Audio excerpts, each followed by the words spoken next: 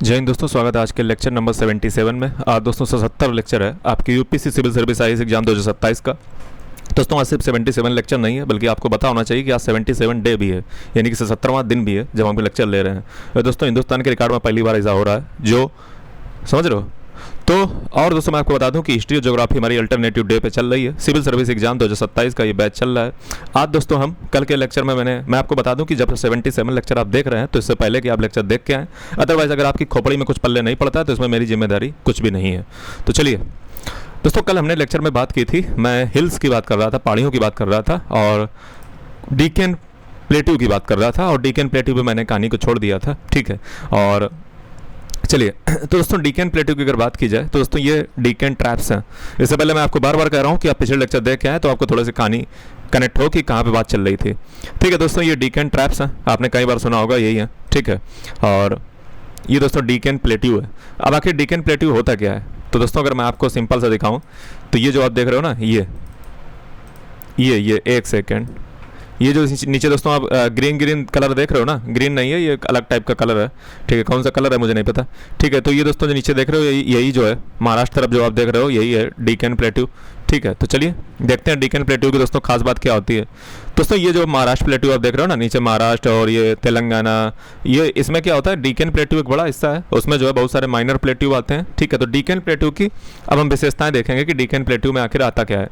दोस्तों 5 lakh square kilometre का ये हिस्सा है। पेनिनसुलर प्लेट्यू अलग चीज़ है, ठीक है। और पेनिनसुलर प्लेट्यू के अंदर जो है क्या आता है, डीकेन प्लेट्यू आता है, ठीक है। तो पेनिनसुलर प्लेट्यू जो है वो अलग चीज़ है, और अब हम डीकेन प्लेट्यू पढ़ने जा रहे हैं, ठीक है। पेनिनसुलर प्लेट्यू की कल मैंने बात कर ली थी। तो दोस्तों ट्रायंगुलर है शेप में, ठीक है। कैसा है, ट्रायंगल शेप में है, हालांकि ट्रायंगल बोल सकते हो, ठीक है। तो ट्रायंगुलर शेप में है, बाउंडेड बाई किससे है, तो दोस्तों सतपुड़ा विंध्या नॉर्थ में। इसके सतपुड़ा और विंध्या कहाँ पे है, तो सतपुड़ा और विंध्या इसके नॉर्थ में है। अब सतपुड़ा और विंध्या कहाँ पे है, तो दोस्तों सतपुड़ा और विंध्या आप देख लीजिए, ये दोस्तों आप देख रहे हो, ये विंध्या है। मैं कलर सही कर लेता हूँ ताकि आपको सही से दिख जाए, ठीक है। तो एक सेकेंड, ये जो आप देख रहे हो ना, ये दोस्तों विंध्या है, ये विंध्या रेंज है ऊपर, और सतपुड़ा दोस्तों ये है, ठीक है। तो सतपुड़ा रेंज और विंध्या रेंज के नीचे है महाराष्ट्र ये डीकेन प्लेट्यू। फिर क्या लिखा हुआ है, फिर लिखा हुआ है कि महादेव मैकाल जो है वो नॉर्थ में है।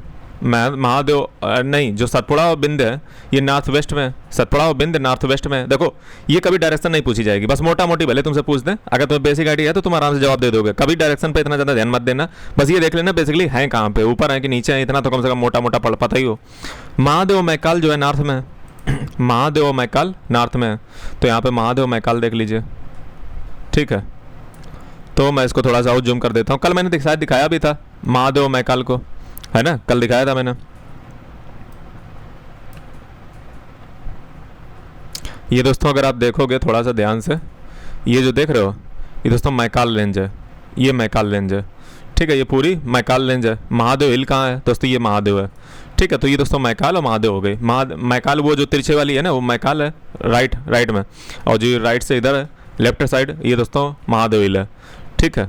और दोस्तों ये महादेव हिल के जस्ट ऊपर पड़ती है धूपगढ़, ठीक है। धूपगढ़ ये 1350 मीटर का है धूपगढ़ हिल, ठीक है। तो आगे बात करो, फिर क्या लिखा हुआ है, वेस्टर्न घाट जो है वेस्ट में है और ईस्टर्न घाट ईस्ट में है। तो सिंपल सी बात है, तो बच्चे गांव गली को पता है, ठीक है, कि वेस्टर्न घाट दोस्तों ये वेस्ट में है और ईस्टर्न घाट ये जो है ईस्ट में है। और जहाँ पे वेस्टर्न और ईस्टर्न घाट मिलते हैं उस जगह को क्या कहते हैं, उस जगह को दोस्तों कहते हैं नीलगिरी, ठीक है। क्या कहते हैं, नीलगिरी, ठीक है।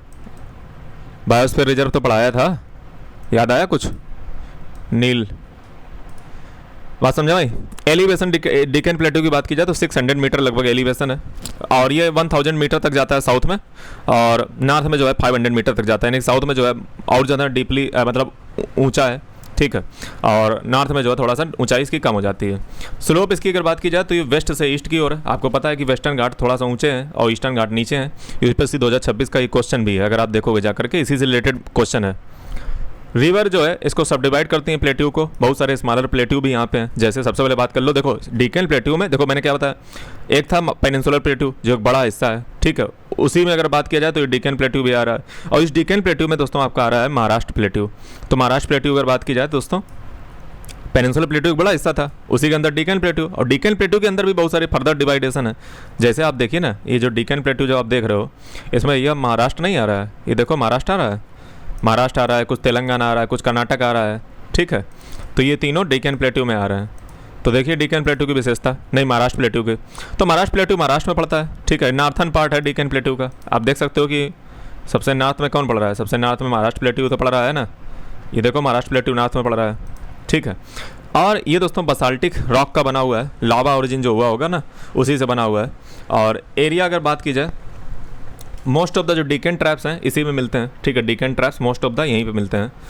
एरिया की अगर बात की जाए तो रोलिंग प्लेन है, वेदरिंग के कारण बस ये रोलिंग ऐसा रोल करता हुआ, ठीक है। Horizontal lava sheet have led to the formation of typical Deccan trap topography, यानी कि यहाँ पे जो है जो हॉरिजॉन्टल लावा जो है ना वो जब सूखा है तो उससे एक सीट बन गई है, ठीक है।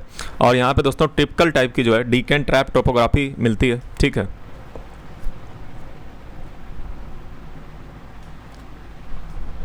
ठीक है, तो यहाँ पे टोपोग्राफी कैसी है, डीकन ट्रैप टोपोग्राफी, ठीक है। Broad and shallow valley of Godavari, तो बड़ी और जो है सैलो, सैलो मतलब होता है ज़्यादा गहरी नहीं, मतलब हल्की सी गहरी, ठीक है। तो बड़ी और जो है सैलो वैली मिलती हैं गोदावरी की। भीमा, कृष्णा, ठीक है, ये सब नदियाँ यहीं पे तो हैं, भीमा, कृष्णा, गोदावरी, ठीक है। तो वैली का भी अच्छी खासी घाटियाँ मिलती हैं, ठीक है।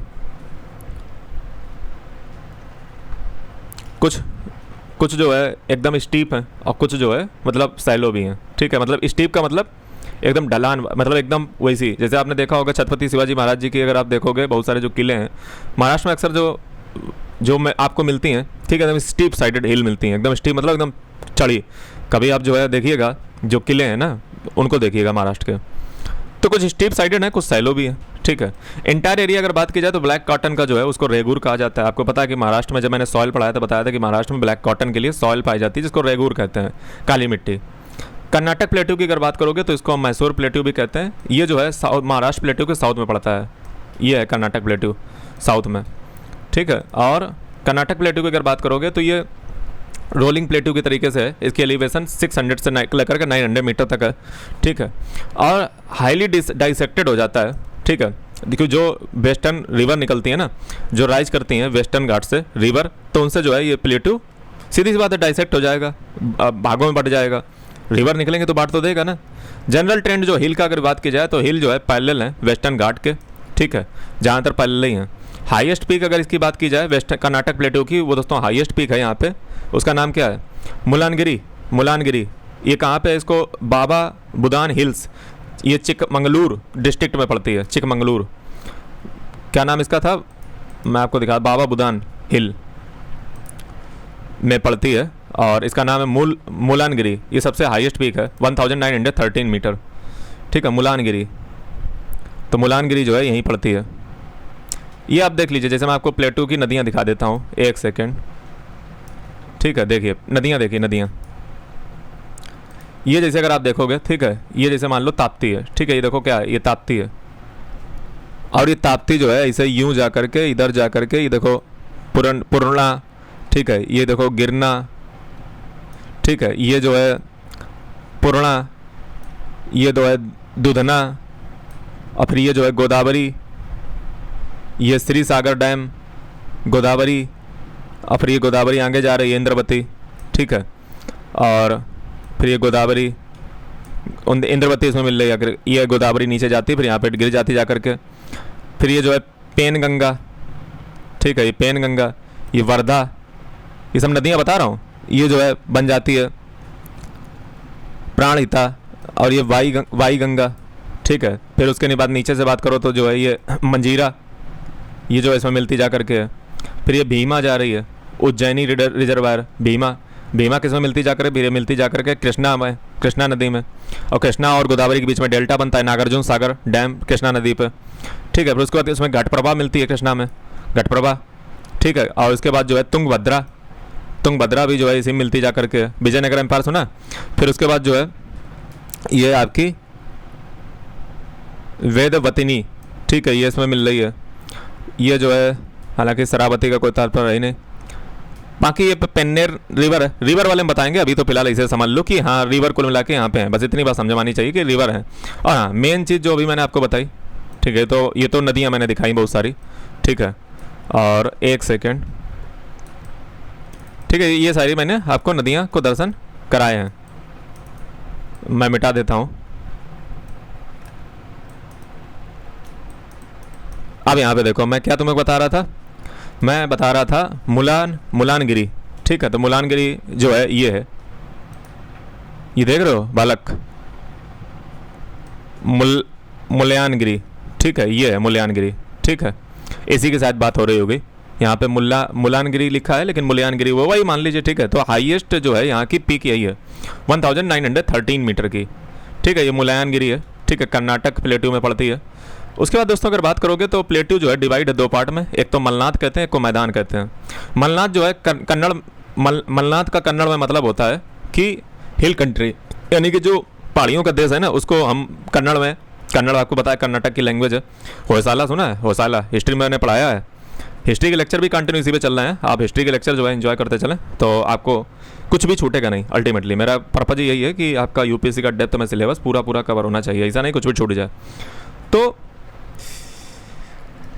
हाईएस्ट पीक मैंने क्या बताया, मलनाद और मैदान। मलनाद को कन्नड़ भाषा में कहते हैं हिल कंट्री, और ये जो है डीप वैली है, डाइसेक्ट होती जाती है, ठीक है, डीप वैली है और डेंस फॉरेस्ट है। मैदान की अगर बात की जाए तो ये जो है रोलिंग प्लेन है, लो ग्रेनाइट हिल यहाँ पे पाई जाती हैं। प्लेट्यू टेपर्स करता है between the western Ghat and the eastern Ghat in the south and merges with the Nilgiri hills. तो ये टेपर इसका किधर है, इसका टेपर मतलब टेपरिंग, जैसे नहीं कहते हैं टेपर किधर, अरे घर जब बनवाया जाता था नहीं कहते थे कि टेपर कहाँ रखोगे, टेपर मतलब झुकाव किधर है, तो झुकाव इसका नीलगिरी हिल्स के नीचे है, नीचे की ओर है, साउथ की ओर जो है इसका झुकाव है, ऊपर से नीचे की ओर झुकाव है, ठीक है। तो टेपरिंग इसकी कहाँ पे, नीलगिरी हिल्स। तो नीलगिरी हिल्स आप मैप पे देख लीजिए ये नीलगिरी है, जहाँ पे ईस्टर्न और वेस्टर्न घाट मिलते हैं ना, उसी को नीलगिरी कहते हैं। तो नीलगिरी हिल्स, एक सेकेंड कहाँ गई देखो नीलगिरी हिल्स ये है, अब जूम नहीं होगा, ठीक है। ये देखो अन्नामलई है, अन्नामलई, ठीक है, अन्नामलई याद कर लो, ये अन्नामलई बहुत जरूरी है, ठीक है। क्यों जरूरी है अभी बताएंगे। ये पालघाट गैप है पालघाट गैप याद आया, ये पालघाट गैप है। ये दोदा बेट्टा है, दोदा बेट्टा, ठीक है। ये बिलीगिरी रंगा है, बिलीगिरी रंगा, ठीक है, ये बिलीगिरी रंगा है। ये सेवरा हिल है, ये क्या है, सेवरा हिल है। ये जावड़ी हिल है, जावड़ी हिल। और इनको अगर देखोगे सब तमिलनाडु के नीचे पड़ रहे हैं, तमिलनाडु प्लेन में पड़ रहे हैं, ठीक है, मतलब तमिलनाडु साइड इधर ये तो है, बाकी इधर तो कर्नाटक साइड है, ठीक है। तो क्या बची आपकी, ये अष्टमुड़ी है, ठीक है, ये अष्टमुड़ी है। ये वेम्बनाड है, वेम्बनाड, इसको मालाबार कोस्ट कहते हैं, इसको क्या कहते हैं, इसको मालाबार कोस्ट कहते हैं, ठीक है, इसको मालाबार कोस्ट कहते हैं। और केरल और कर्नाटक का जो इधर होता है ना, केरल और कर्नाटक जहाँ पे कोस्ट इसे मिलती है उसको केनरा बैंक, केनरा कोस्ट भी कह सकते हो, केनरा, केनरा बैंक सुनिए, केनरा कोस्ट। तो कर्नाटक और केरल के जहाँ पॉइंट होता है ना मिलने वाला, उसी को हम केनरा कोस्ट कह देते हैं। ये देखो केनरा है, ठीक है, ये केनरा, केनरा, केनरा कोस्ट, आपने केनरा बैंक सुनी होगी, ठीक है। तो केनरा कोस्ट ये कर्नाटक और थोड़ा सा जो है केरल को मिला दो तो केनरा कोस्ट हो जाती है। बाकी यहाँ पे जो है ये देखो कावेरी है नीचे, ठीक है, देखो कावेरी रिवर जो है यहाँ वेस्टर्न घाट से निकलती है कृष्ण राजा सागर डैम से, और ये कावेरी जो है नीचे गिरती जाकर कावेरी डेल्टा बनाती है। ये पॉइंट कैलिमरे है, इसको याद कर लो, पॉइंट कैलिमरे, ठीक है, पाक स्टेट के जस्ट ऊपर पड़ता है पॉइंट कैलिमरे। जितने इंपॉर्टेंट चीज़ें ये बता रहा हूँ मैं, ऐसे नहीं बता रहा हूँ कि कुछ भी जो आउट पटांग, ऐसा नहीं, ये जरूर जो है इंपॉर्टेंट बात होगी इसलिए मैं बता रहा हूँ। पॉइंट कैलिमरे को याद कर लेना, ठीक है। ये पाक स्ट्रेट है, पाक स्ट्रेट किसको कहते हैं, इंडिया और श्रीलंका के बीच में जो जल संधि है उसको पाक स्ट्रेट कहते हैं, पाक जल डमरू मध्य, ठीक है, ये है पाक स्ट्रेट। फिर हालांकि नदियाँ तो पढ़ा नहीं रहे हैं, ठीक है, लेकिन फिर भी जो है देख लो हल्का सा कि तमिलनाडु में देखो एक नदी जाती है पलार, पलार, फिर ये पलार के नीचे जाती है पोन्नायार। अब तुमसे पूछेगा कैसे, तुमसे इसे पूछ देगा कि पहले ऊपर कौन है नीचे कौन है, तो ये तुम्हें सीरियल से पता होना चाहिए। उसके बाद कावेरी, कावेरी के नीचे जो है वैगई, वैगई, वैगई के नीचे तमिर परानी, तमिर परानी, ठीक है, वो नीचे जो है गल्फ ऑफ मन्नार है, ये गल्फ ऑफ मन्नार है, ये एडम ब्रिज है, ठीक है। और कुछ बचा, एक सेकेंड, यहाँ पे जो है नीलगिरी हिल्स को नहीं दिखाया गया है, ये है, मिल गई, ठीक है, ये नीलगिरी हिल्स है, ठीक है। दोदा बेटा जो देख रहे हो ना नीलगिरी हिल्स के पास ही है, ठीक है, नीलगिरी हिल्स है, और एक चीज़ और मैं आपको बता देता हूँ यहीं पे, अगर आप एक चीज़ को ध्यान से देखोगे, कहाँ गई, ये कुद्रेमुख है, ये कुद्रेमुख है, ठीक है, इसको याद रखना, कुद्रेमुख, ठीक है। और जो है ये मलनाद है, ये मलनाद, मैंने नहीं बोला था मलनाद, मलनाद ये ऊपर है, ठीक है, मलनाद हो गया, बाकी हो चुका है सारा, ठीक है। आ जाओ मुद्दे पर आओ, ठीक है, फिर जो है इधर आ जाओ। तो नीलगिरी हिल्स पे जो है ईस्टर्न और वेस्टर्न घाट मिलते आकर के हैं, ठीक है। तेलंगाना प्लेटू देखिए, अब तेलंगाना प्लेटू देख लो, तो ये तेलंगाना प्लेटू है, इधर जो देख रहे हो ना, ये देखो लिखा हुआ है तेलंगाना, ठीक है। अब कोई मुझे बताए कि कौन से संविधान संशोधन के द्वारा तेलंगाना को आंध्र प्रदेश से अलग किया गया है, कोई बताए मुझे कमेंट करके, ठीक है। तेलंगाना जो है ये तेलंगाना प्लेटू है, ठीक है, हालांकि मैंने इंडियन पॉलिटी भी पढ़ा रखी है, आपकी जानकारी के लिए बता दूं, ठीक है। तो तेलंगाना प्लेटू देखिए, इसमें जो है आर्चियन जेनेसिस के बना हुआ है पूरा, ठीक है। इसकी एवरेज एलिवेशन की बात करोगे तो 500 से लेकर 600 मीटर तक जाती है एवरेज एलिवेशन, ठीक है। और ये उतनी देर से मुझे बोलते बोलते 15 मिनट हुए हैं, अभी 15 मिनट मैंने बोला है, ऐसा तो नहीं वीडियो गायब हो रहा मेरा। तो तेलंगाना प्लेटू की अगर बात की जाए तो इसमें आर्चियन जेनेसिस का मिलकर बना हुआ है और इसकी एलिवेशन 500 से लेकर 600 मीटर तक है। अब जिनको आर्चियन जेनेसिस ना क्लियर हो रहा हो, एक मैंने रॉक सिस्टम पे लेक्चर लिया, उसको देखिए जाएगा तो आपको क्लियर हो जाएगा। इसकी एलिवेशन मैं आपसे बार बार कह रहा हूँ कि आप 77 लेक्चर पे, आप समझ रहे हो कितना गोला मार के आए हो। हाँ, तो पहले नंबर 1 पे जाओ।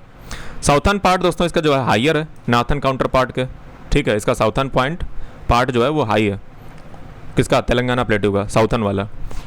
नॉर्थर्न काउंटर पार्ट जो है इसका से जो है साउथर्न जो पार्ट है वो हाई है, ऊंचाई पे है। रीजन जो है ड्रेन होता है 3 नदियों से तेलंगाना प्लेटू का, एक तो गोदावरी, एक कृष्णा, पेन्नुरू है। तो देखिए गोदावरी, कृष्णा, पेन्नुरू, तो तेलंगाना प्लेटू ये है। और यहाँ पे नदी देखो कौन सी, गोदावरी, ये देखो गोदावरी, गोदावरी, और ये देखो कृष्णा, ये है कृष्णा, ये है पेन्नेरू, ठीक है। तो तीनों जो है नदियाँ यहाँ पे ड्रेन करती हैं, ठीक है, पेन्नेरू, गोदावरी, कृष्णा, ठीक है। तो तेलंगाना प्लेटू में ये 3 नदियाँ हैं। आगे बात करो, entire plateau is divided into ghats and peneplains. तो ये जो है पूरा प्लेन जो है किसमें बटा है, घाट्स में बटा हुआ है, ठीक है। अब पेनेप्लेन का मतलब क्या होता है, पेनेप्लेन का मतलब होता है वास्ट फीचरलेस, जिसका कोई फीचर ही ना हो, undulating plain which the last stage of deposition process, यानी कि जहाँ पे डिपॉजिट प्रोसेस जो है लास्ट स्टेज पे अपनी है। अब बात कर लीजिए लास्ट एंड फाइनल प्लेन, उसके बाद जो है हम नदियों मिट्टियों को थोड़ा सा देखेंगे। और अब है छत्तीसगढ़ प्लेन, कौन सा, छत्तीसगढ़। छत्तीसगढ़ प्लेन की बात की जाए तो ये ओनली प्लेन है, ठीक है, worth the name in the peninsular plateau, ठीक है, छत्तीसगढ़ प्लेन। ये जो है सॉसर शेप्ड का है। अब सॉसर शेप्ड देख लीजिए कैसी होती है, फोटो अगर मिल जाए मैं आपको दिखा दूं। क्यों, क्योंकि ये महानदी से जो है ड्रेन करता है। सॉसर शेप्ड ड्रेनेज कैसे आएगा, सॉसर से जो है यहाँ पे डिप्रेशन बनती है अपर महानदी के द्वारा, महानदी।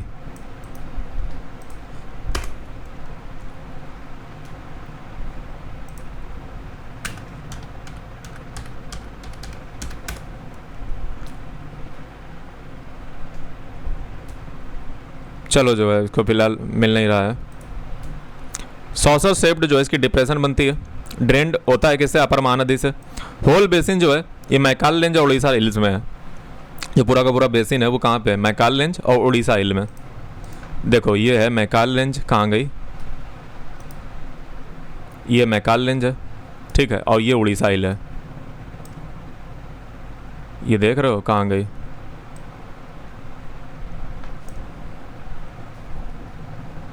महानदी कहाँ गई, ये महानदी है, ठीक है। ये भी इधर से इधर इसमें मिलती आकर के महानदी, ठीक है। और ये उत्कल प्लेन है, उड़ीसा को ही मतलब उसमें आ जाता है उत्कल, ठीक है। और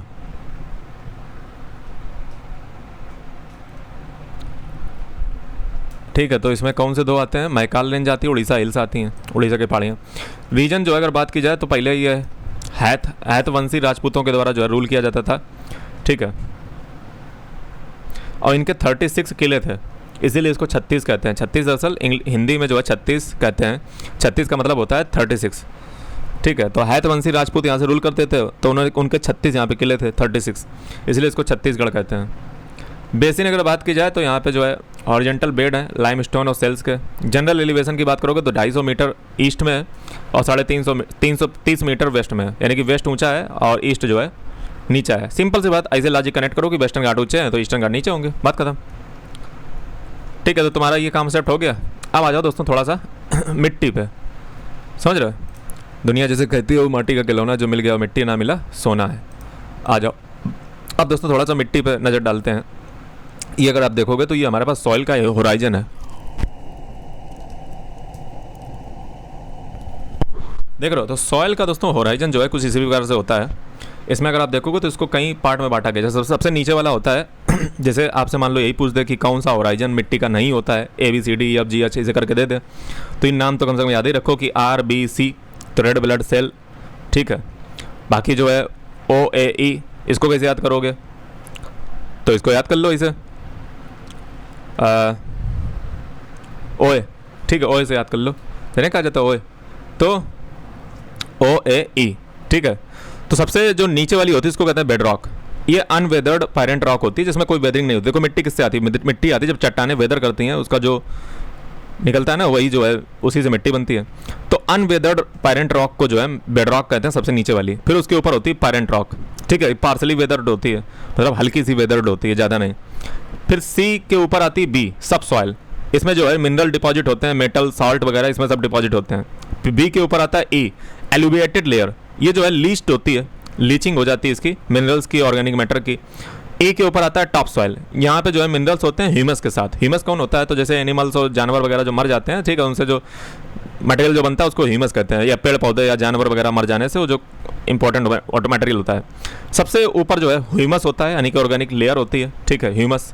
ये जो है आपको सीरीज एकदम पता होनी चाहिए, RBC, ठीक है, इसे याद कर लो। तो सॉइल ओरिजिन आपको समझ में आया? अब इधर आओ, सॉइल सिस्टम। देखो ये शायद तुम्हें जो है कभी पढ़ाया ना जाता हो, वैसे UPSC पूछता भी नहीं है, क्योंकि हम ये सॉइल आज पहली बार नहीं पढ़ा रहे हैं। आज हम सॉइल को थोड़ा सा अलग पढ़ाने वाले हैं, वरना आप कहोगे कि सर सॉइल तो पढ़ा चुके हो। मिट्टी में पढ़ा चुका हूँ, लेकिन मिट्टी को आज थोड़ा सा अलग तरीके से पढ़ाऊंगा, ठीक है। देखिए सॉइल दोस्तों जो है 4 कंपोनेंट की मिलकर बनी होती है, ठीक है।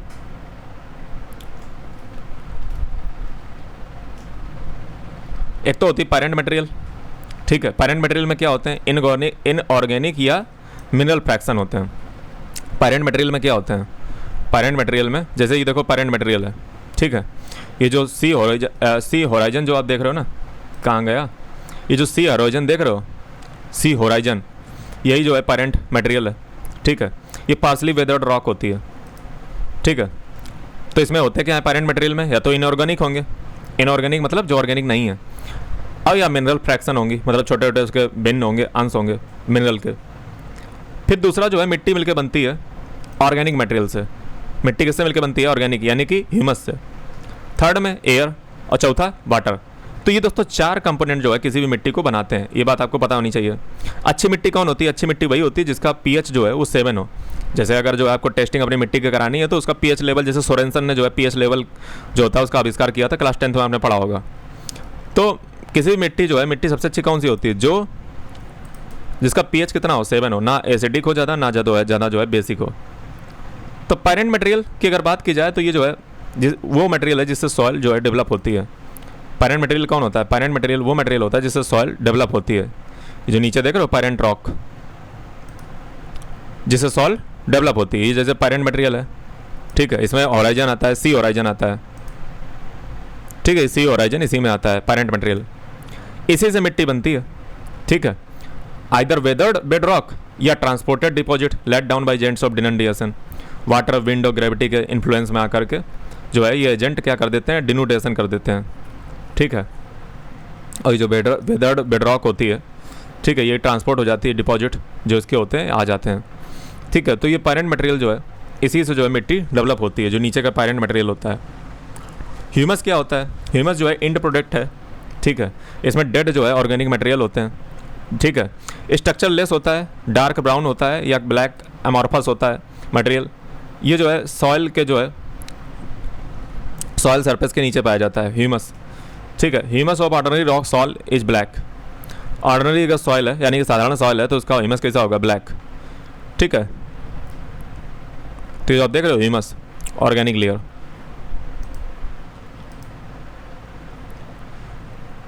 ऑर्डिनरी जो सॉइल होगी उसका ह्यूमस ब्लैक होगा।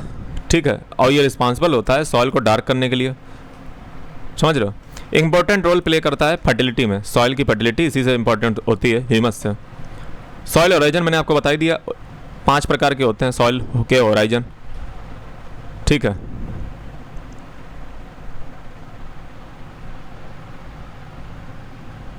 अब यहाँ पे थोड़ा सा हम एक इम्पोर्टेंट पॉइंट और समझेंगे ताकि आपको थोड़ा सा और समझा सकूँ।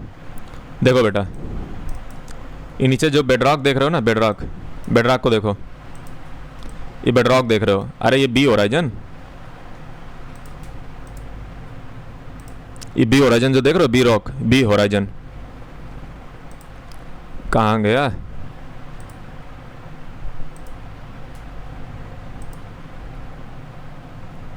ये जो बेडरॉक देख रहे हो, बेडरॉक, ये देखो बेडरॉक जो नीचे सबसे नीचे है, अनवेदर्ड जो पेरेंट रॉक है। ठीक है, पेरेंट रॉक कर लो, पेरेंट मटेरियल कर लो, ये अनवेदर्ड होती है, अनवेदर्ड पेरेंट मटेरियल होता है।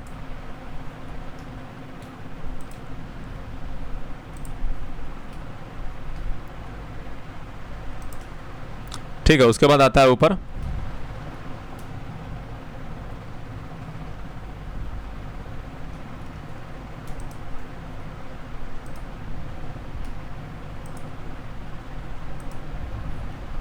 उसके बाद दोस्तों ऊपर आता है पेरेंट मटेरियल। सबसे नीचे बेडरॉक, उसके ऊपर पेरेंट मटेरियल। पेरेंट मटेरियल आता है सी ओराइजन में। ये पार्सली अल्टर्ड पेरेंट मटेरियल होता है, इसमें थोड़ा सा छेड़छाड़ हो जाती है मतलब थोड़ा सा हो गया होगा इसमें बेदरिंग या डिनोटिएशन वगैरह।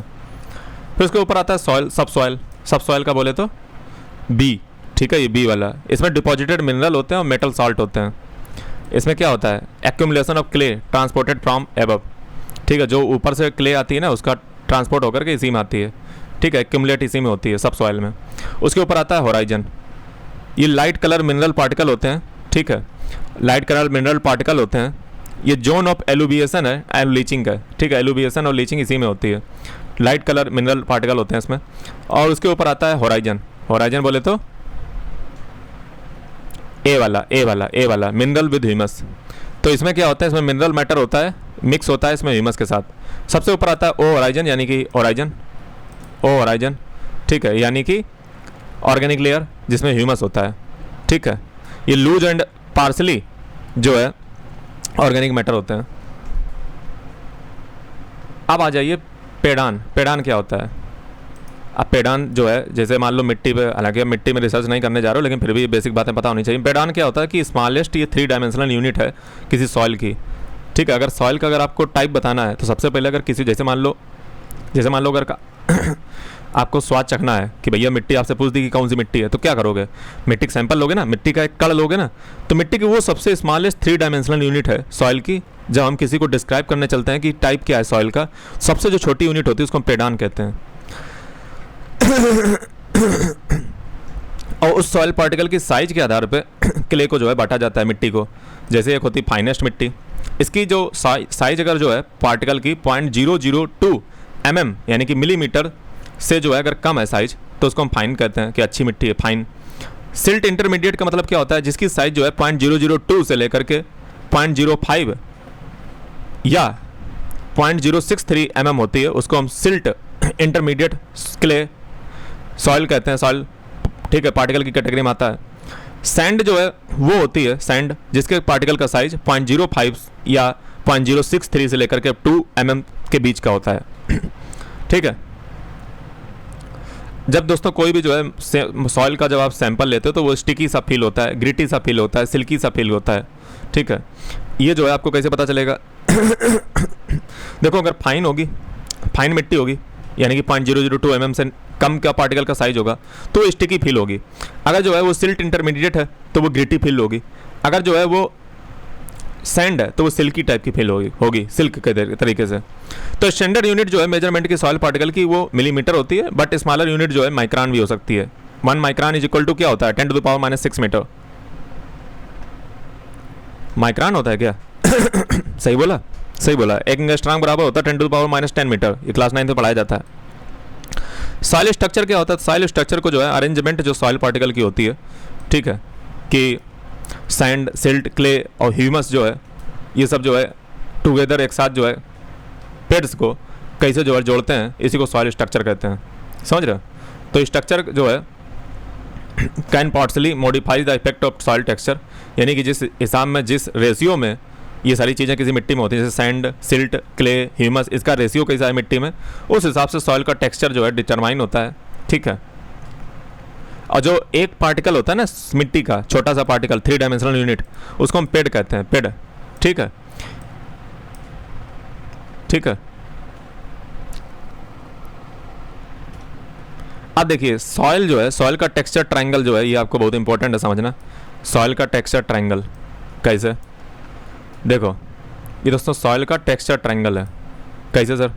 देखो यहाँ पे परसेंटेज आपके सामने दिखी गई है। जैसे जैसे मान लो क्ले है, ठीक है, तो क्ले में जो है, क्ले में अगर बात करोगे तो परसेंटेज सिल्ट का कितना होता है क्ले में, तो क्ले में दोस्तों परसेंटेज जो सिल्ट का होता है वो 40% तक जो है सिल्ट होती है क्ले में। क्ले में सिल्ट कितनी होती है? अरे यार क्ले में सिल्ट कितनी होगी? क्ले में सिल्ट ये कहाँ तक जा रही है? 40 तक जा रही है।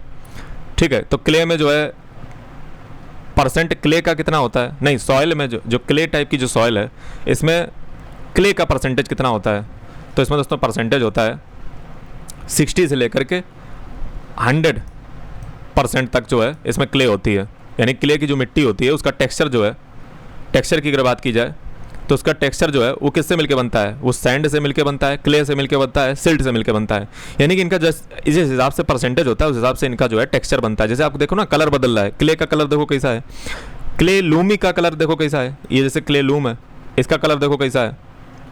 ठीक है, फिर ये सिल्टी क्ले का कलर कैसा है, फिर ये जो है सिल्टी क्ले लूम का कलर कैसा है, फिर ये सिल्ट लूम का कलर कैसा है। ठीक है, फिर ये सिल्ट का कलर कैसा है, फिर लूम का कलर कैसा है। ये सब टेक्सचर अलग अलग है ना। फिर ये देखो लूमी सैंड है, लूमी सैंड, फिर नीचे पूरी सैंड ही है। फिर जो है सैंडी लूम है, फिर सैंडी क्ले लूम है, सैंडी क्ले है। तो दोस्तों अलग अलग टेक्सचर, इनका अलग अलग कलर होता है।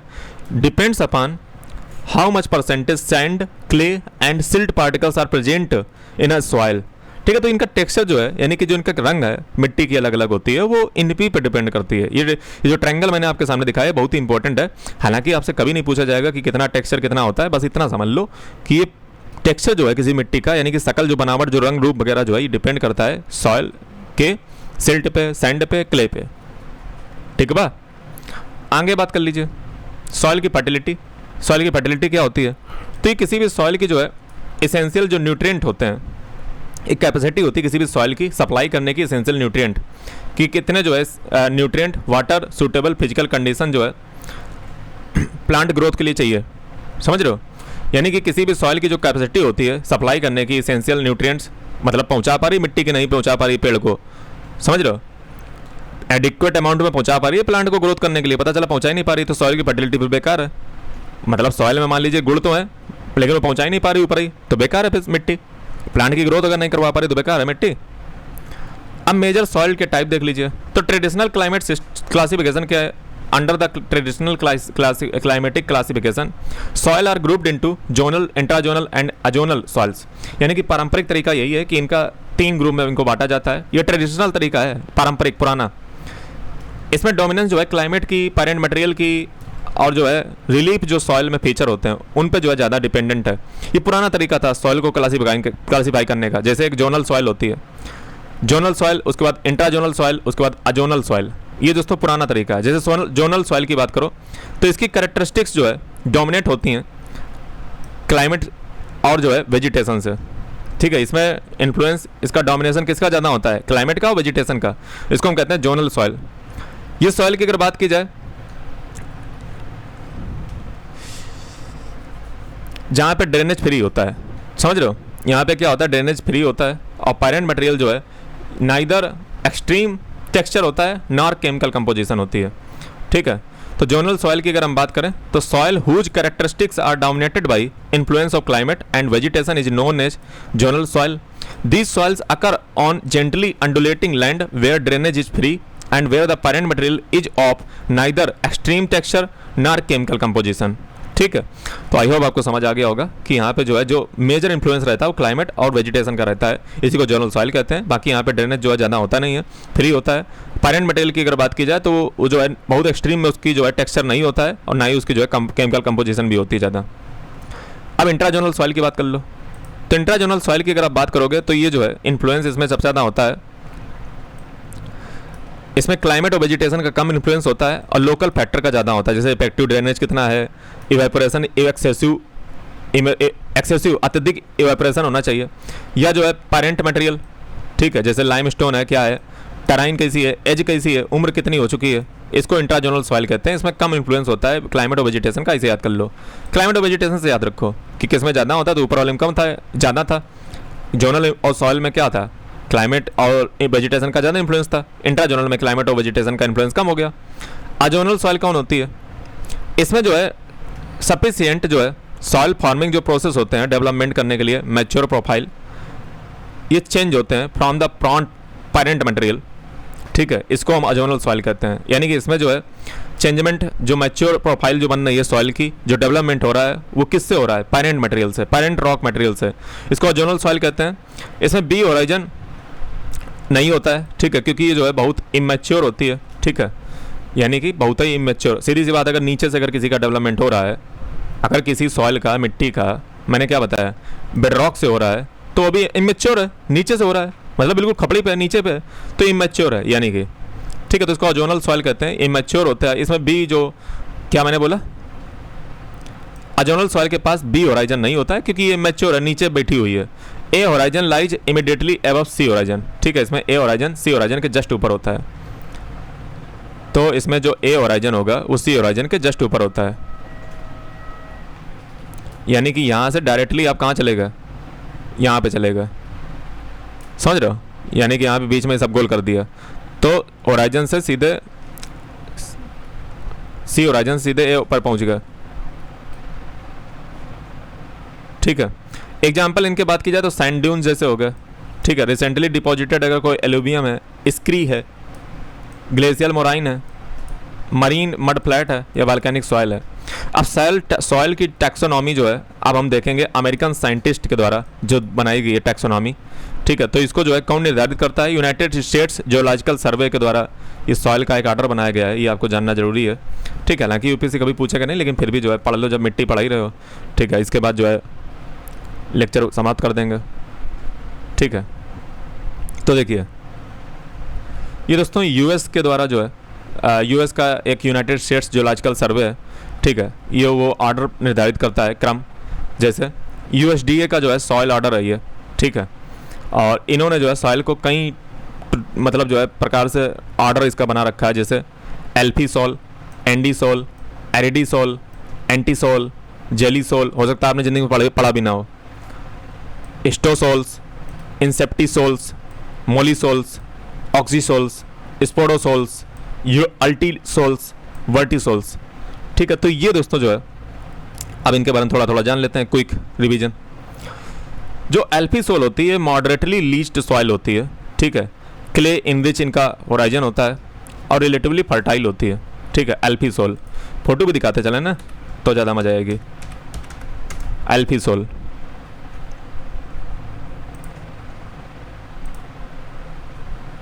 ठीक है दोस्तों, तो ये जो है आपके सामने है alfisol, mostly found in temperate humid and sub humid region of world, developmentally just past mollisols. तो ये जो है लीस्ट सॉइल होती है, moderate leached soil, clay enrich horizon होता है इसका, फर्टाइल होती है, तो टेम्परेट ह्यूमिड से लेकर सब ह्यूमिड में पाई जाती है, डेसिडुअस मिक्स फॉरेस्ट में पाई जाती है, सवाना में पाई जाती है।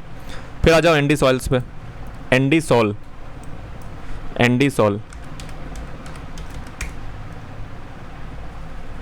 तो ये दोस्तों एंडी सॉल है, दिस इज एंडी सॉल,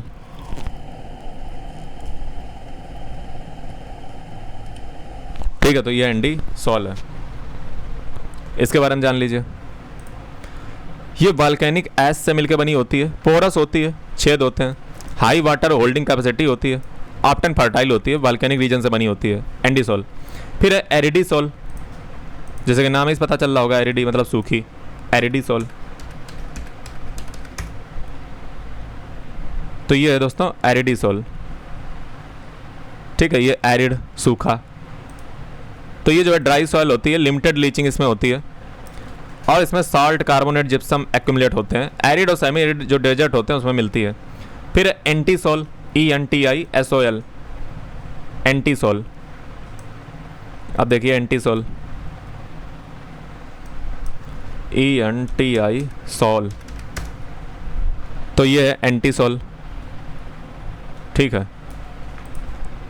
ये क्या है, ये एंटी सॉइल है, ठीक है, ये एंटी सॉइल है। और ये यंग सॉइल होती है, बहुत ही यंग होती है, बहुत कम डेवलपमेंट हुआ होता है। ये वही वाली है जिसमें जो है ए के ऊपर C होता है, B मिसिंग होता है। रिसेंटली डिपॉजिट है, ये इरोडिंग सरफेस होती है। अब आ जाओ जेली सॉइल पे, जेली सॉइल, जेली सॉइल, ठीक है। तो ये दोस्तों जेली सॉइल है, ऐसी होती है जेली सॉइल, ठीक है, जेली सॉइल है, ठीक है। तो जेली सॉइल की खास बात क्या है, इसमें ये इसमें जो है परमाफ्रॉस्ट होता है, प्रेजेंस होती है परमाफ्रॉस्ट की 2 मीटर तक, ठीक है, फ्रॉस्ट। क्रायो टर्बेशन इसमें कॉमन होता है।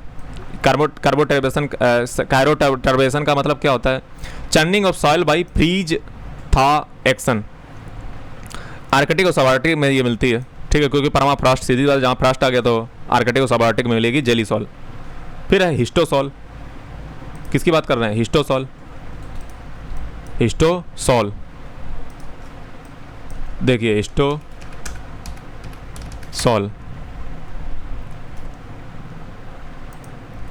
तो ये दोस्तों हिस्टोसॉल की बात हो रही है। ये देख रहे हो राइट हैंड साइड में, ये राइट हैंड साइड में देख रहे हो, ये हिस्टोसॉल है, काली काली वाली, ये काली काली रातें। तो ऑर्गेनिक सॉइल की दोस्तों बात की जाए, अरे हिस्टोसॉइल की बात की जाए तो इसमें ऑर्गेनिक सॉइल होती है। पीट सीधी बात काली है तो ऑर्गेनिक होगी। हाई ऑर्गेनिक मैटर होता है क्योंकि इसमें वाटर लॉगिंग कंडीशन होती हैं। ये कहाँ पे एनवायरनमेंट मिलती है, इसका एनवायरनमेंट कौन सा है, तो ये बॉग्स में मिलेगी, मार्सेस में मिलेगी, स्वैम्प में मिलेगी। अब जिनको एनवायरनमेंट ही नहीं पता है तो भैया कौन से लेक्चर पे खड़े हो, कुछ पता है 77 पे एनवायरनमेंट जिन कब का पढ़ा के आए हैं। फिर है इंसेप्टिसॉल, इंसेप्टिसॉल बड़ी मिट्टी प्रकार होते हैं, हो सकता है ये तुमने पहली बार ज़िंदगी में लेक्चर देखा हो यूट्यूब पे, समझ रहे हो मैंने क्या बोला। यूपीएससी जहाँ से मतलब खोद के निकालेंगे, मतलब समझ रहे हो। फिर कंप्रोमेशन ऐसे थोड़ी ना, आप सोचो कितने लेक्चर मैंने डीपली लिए हैं, ऐसा नहीं कि तुम्हारा सिर्फ टाइम पास करने आए। देखो इंसेप्टिसॉल, ये इंसेप्टिसॉल होती है, ठीक है, ये इंसेप्टिसॉल है। अब इंसेप्टिसॉल की बात की जाए तो उसमें वीकली डेवलप्ड सॉइल होती है, ठीक है, बहुत कमज़ोर डेवलप्ड सॉइल है। इसमें डेवलपमेंट एंटी सॉइल से तो ज़्यादा ही है। जैसे एंटी सॉइल जो थी यंग थी बहुत ज़्यादा, जिसमें जो है बी मिसिंग था एंटी सॉइल, उससे तो जो है थोड़ा सा उम्र इसकी ज़्यादा ही होती है, ठीक है, लेकिन फिर भी ये यंग है, ठीक है, वीकली डेवलप्ड है इंसेप्टिसॉल। जैसे मान लो आपसे तुलना करवा दे कि एंटीसॉल ज़्यादा उम्र में है कि इंसेप्टिसॉल, तो भैया इंसेप्टिसॉल ज़्यादा उम्र में है। यंग ये भी है लेकिन उससे तो ठीक ही है, ज़्यादा टाइम हो गया है, लेकिन वीकली डेवलपमेंट सॉइल है, चूँकि जो है सिंपल सी बात है।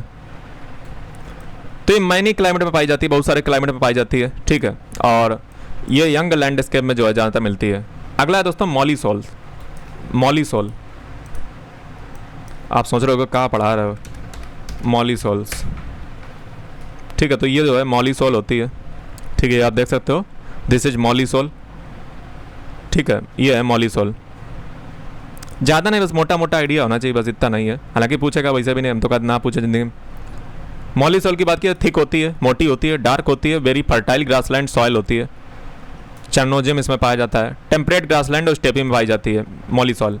फिर दोस्तों ऑक्सीसॉल, ऑक्सीसॉल, ऑक्सीसॉल्स,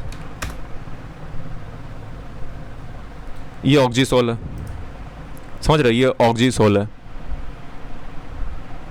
देख लिया।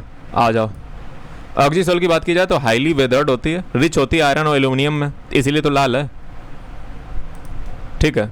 मार्स का कलर लाल क्यों है, ह्यूमिड ट्रॉपिक्स में पाई जाती है, ह्यूमिड ट्रॉपिक्स। फिर है स्पोडोसॉल, स्पोडोसॉल, स्पोडोसॉल, देखिए ये एसिडिक होती है स्पोडोसॉल, ठीक है, ये स्पोडोसॉल है, स्पोडोसॉल।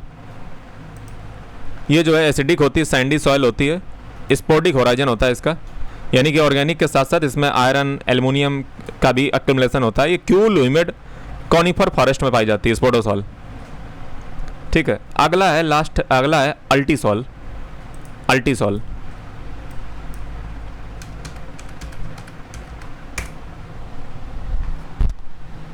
ठीक है। तो ये दोस्तों अल्टीसॉल है, ये क्या है, ये अल्टीसॉल है, अल्टीसॉल। और अल्टीसॉल की बात की जाए, स्ट्रांगली लीच्ड होती है, एसिडिक होती है, क्ले इनरिच्ड सबसॉइल होती है, lower base saturation compare to alfisols. तो अल्फीसॉल की तुलना में इसका सैचुरेशन लो होता है, ठीक है। ह्यूमिड सब ट्रॉपिक्स और ट्रॉपिक्स में पाई जाती है, स्ट्रांगली लीच्ड होती है, एसिडिक होती है, बस इतना याद रखो, ठीक है। और क्ले से इनरिच होती है। लास्ट है दोस्तों वर्टिसॉल। तो वर्टिसॉल की अगर बात करोगे, वर्टिसॉल,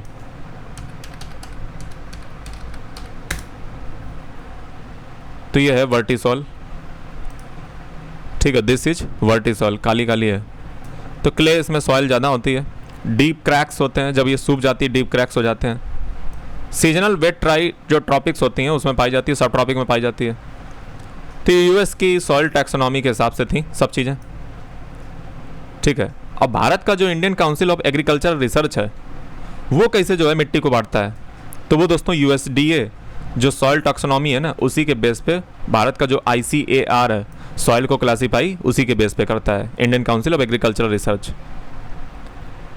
तो दोस्तों भारत में अगर बात किया जाए तो इंसेप्टिसॉल 39.74% है, इंटीसॉल ये भारत में 28.08% है, अल्फीसॉल भारत में 13.55% है, वर्टिसॉल भारत में 8.52% है, एरिडीसॉल भारत में 4.28% है, अल्टीसॉल भारत में जो है 2.51% है, मॉलीसॉल भारत में 0.4% है। अदर की बात करोगे 2.92%, यानी कि भारत का 100% जो सॉइल का क्लासिफिकेशन है वो इस बेस पे आप कर सकते हो सकता है तुमने ज़िंदगी में ना पढ़ा हो, समझ रहे हो। सॉइल जो है ये डाटा कहाँ से लाए हैं, तो डाटा दोस्तों ये देता है नेशनल ब्यूरो ऑफ सॉइल सर्वे, ठीक है, और land use planning publisher number 94 पे जो आपको मिलेगा। अब सॉइल का इरोजन के पीछे कारण क्या होते हैं तो वो दोस्तों बताने की जरूरत है ही नहीं। अप्रॉक्सीमेटली 33% जो अर्थ की सॉइल है वो दोस्तों डिग्री ऑफ डिग्रेडेशन फेस कर रही है, ठीक है, इरोजन से, सैलिनाइजेशन से, ठीक है, पॉल्यूशन के कारण। सीरियस जो एरिया है सॉइल इरोजन के वो दोस्तों एशिया है, अफ्रीका है, यूरोप है, ऑस्ट्रेलिया है, नॉर्थ अमेरिका है, साउथ अमेरिका है। दोस्तों ये क्यों सब सॉइल बेकार हो रही है, दोस्तों सॉइल के कंजर्वेशन के लिए पूरी दुनिया में दोस्तों बहुत ज़्यादा प्रयास होते हैं, ठीक है। जैसे मैं इंटरनेशनल कन्वेंशन में जब आपको पढ़ाऊंगा एनवायरमेंटल पॉलिटिक्स, तब आपको बताऊंगा कि बायोडाइवर्सिटी को लेकर कितना काम होता है, मिट्टी को लेकर के, डेजर्टिफिकेशन को रोकने के लिए, यूएन जो डेजर्ट के लिए जो है मतलब ये सब मिट्टी को रोकने के लिए कितना प्रयास होता है। जैसे पॉल्यूशन, मोबाइल फ़ोन लेते हो तो उसको फेंक देते हो, उसका जो केमिकल होता है वो मिट्टी में जाता है। पॉल्यूशन करते हो, प्लास्टिक फेंकते हो तो मिट्टी को ख़राब करता है, फिर उस जब मिट्टी ख़राब हो जाएगी तो पैदा क्या करोगे, घर मतलब जो है पॉल्यूशन होता है जी, ठीक है। तो कैसे काम चलेगा, तो यही चीज़ है। इंडिया दोस्तों वर्ल्ड में 33% जो है सॉइल खतरे में है, 33%। इंडिया की अगर बात करोगे तो इंडिया में दोस्तों जो है प्रॉब्लम सॉइल इरोजन की काफ़ी सीरियस है, क्योंकि 30% जो है हमारी सॉइल डिग्रेड हो चुकी है, ठीक है, और 3% जो है कैटास्ट्रोफिक लेवल पे है, बड़ी चिंता की बात है। बाकी यूट्रोफिकेशन जो है ऑलरेडी मैं पढ़ा चुका हूँ, इसको पढ़ाने की ज़रूरत है ही नहीं, ठीक है। तो दोस्तों आज फाइनली ये चैप्टर समाप्त हुआ, ठीक है। कल जो है हम कुछ और बातें करेंगे। और दोस्तों आज 77 लेक्चर था, ठीक है। पढ़ाई ऐसे होती है, फाउंडेशन के नाम पे ऐसे नहीं कि कुछ भी जो है बेवकूफ़ी बना रहे हो, ये होता है कंप्लीट सिलेबस जो मैं करवा रहा हूँ, समझ रहे हो कि आज 77 लेक्चर है, हिस्ट्री ज्योग्राफी कंटिन्यू चल रही है। धन्यवाद दोस्तों, कमेंट कर दिया करो, वीडियो को लाइक कर दो, टेलीग्राम को ज्वाइन कर दो, धन्यवाद।